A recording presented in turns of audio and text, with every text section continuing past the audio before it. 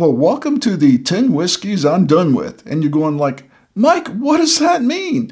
It means I'm done buying them. I'm done replacing them. I'm done buying backup bottles for them. I've got a limited amount of storage in my studio here, and I'm just done with these whiskeys. So let's get right into it, and they're in no particular order.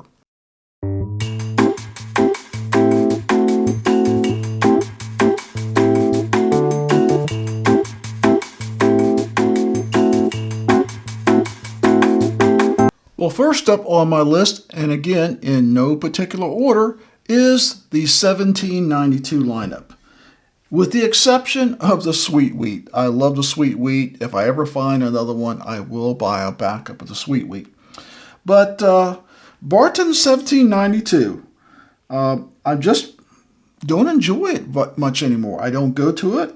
I know that the Foolproof and the Bottle and Bond are good bourbons for the money, but I have so many other bourbons I enjoy more.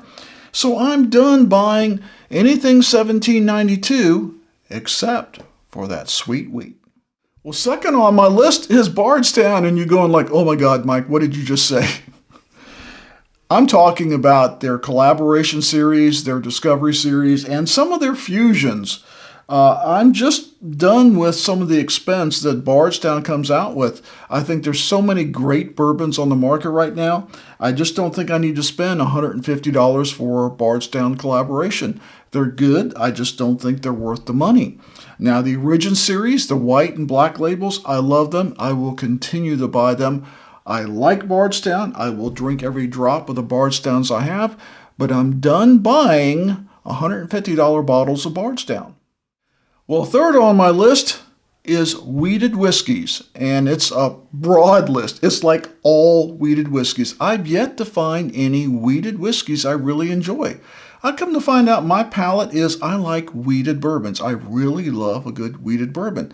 I just haven't found any wheated whiskeys, and I've tried the Old Elks, I've tried the Woodford Reserves, I've got 3 or 4 of them I'm looking at right now, and I come to find out I just don't care for wheated whiskeys. So number 3 on my list, wheated whiskeys. I'm not buying them anymore. Now I know I'm going to get a lot of crap over that. Elijah Craig Barrel Proof.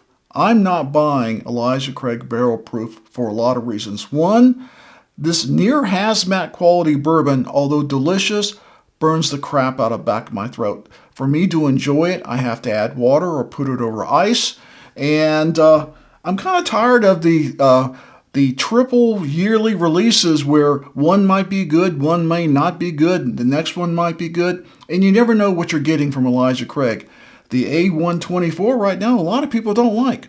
Yet the C923 everyone loved. The C523 or B523 was a great version, I understand. This is the A123, and I thought it was good, but I'm not investing what usually is around $90 that I find it for, when I find a lot of other bourbons in the sub 115 proof I enjoy a lot more, and I don't have to add water or put it over ice. So Elijah Craig Barrel Proof, I'm not buying this anymore. You're probably going, oh Mike, please don't tell me you're not buying the Larsen anymore. I'm not buying the Larsen Barrel Proof anymore. I've got 3 bottles of this stuff. I've got enough to last into the next century.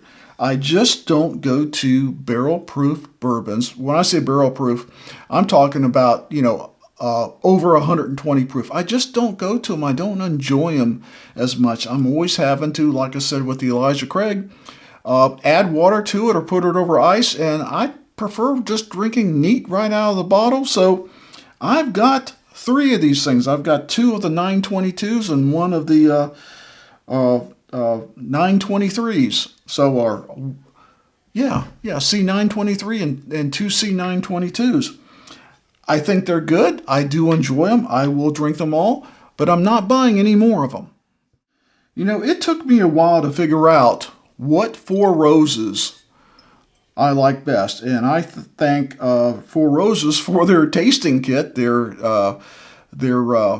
10 sample experience kit, or whatever you want to call it.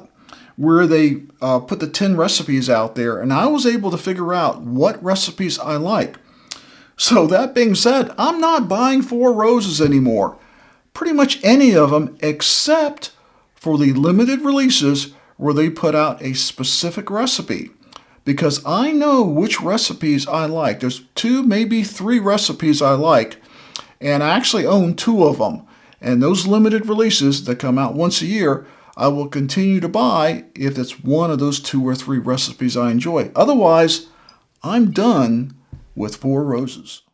I think that Chris Stapleton is great. He's an amazing singer and artist.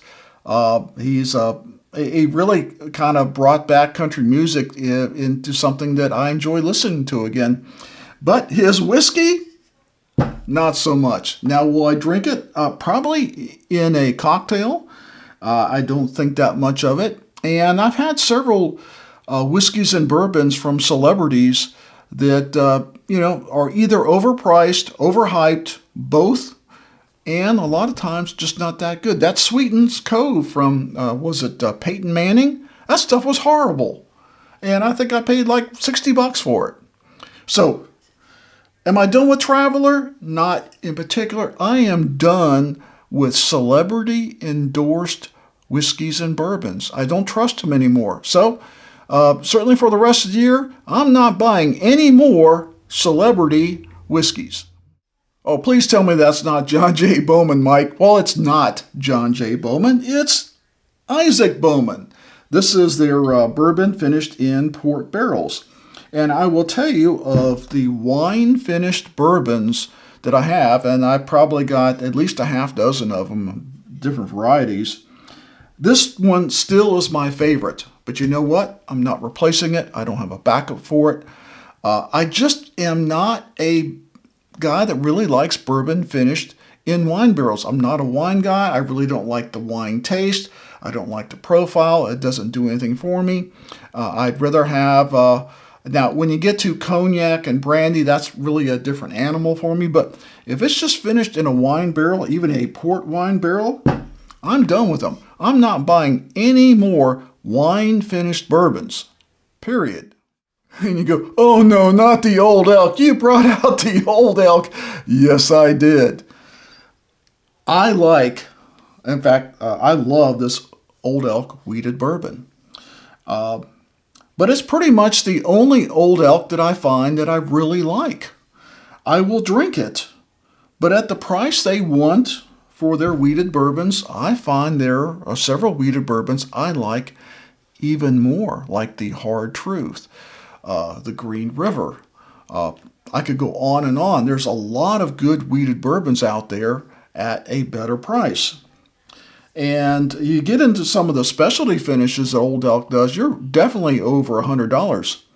So the only exception might be the cigar cut.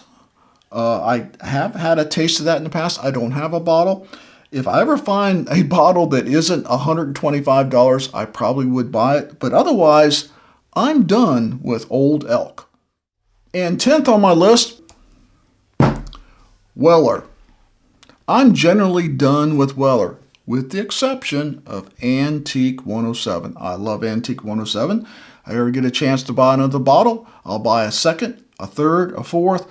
I plan to always have Antique 107. I probably have 4 or 5 of these Weller Special Reserves. I don't need to ever buy another Special Reserve because I go through it so slow. I'm probably going to give some of them away in some giveaways that we're going to have in the future. I don't dislike it. I just have no reason to buy another. I have a lot of wheated bourbons that I like better than the Weller, even though I can find the Weller now, and generally I can find it for sub $40. So I don't think it's a bad deal. I'm just kind of over Weller Special Reserve. And the 12s and the Full Proof, there again, I've got better wheated bourbons I like. The Antique 107, I will always have an Antique 107. So that completes our list of the 10 whiskeys I'm done with. Let me know what whiskeys you're done with. And as always, please drink responsibly, never drink and drive. And tonight, I'm drinking New Riff Bottled in Bond. Cheers.